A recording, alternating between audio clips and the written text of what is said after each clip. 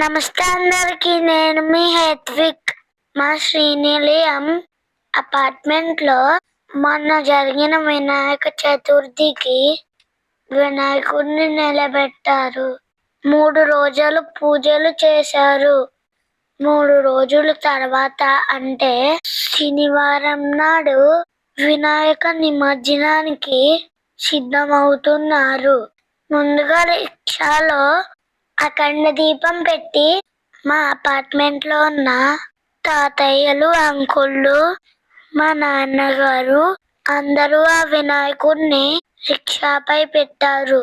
తర్వాత ధూపం వేసి నైవేద్యం పెట్టి అందరికీ ప్రసాదాలు పంచిపెట్టి ఆ వినాయకుడిని నిమజ్జనానికి తీసుకెళ్తున్నారు. మా అపార్ట్మెంట్లో వినాయకుడు ఎలాగున్నాడు? మీ అందరికీ నచ్చారా? ముందుగా వినాయకుడికి శ్రీనివాస్ తాత గారు హారతి ఇచ్చి కొబ్బరికాయ కొట్టి అందరూ జై బోలో గణేష్ మహారాజ్కి జై అంటూ రిక్షాని ముందుకి తీసుకెళ్లారు.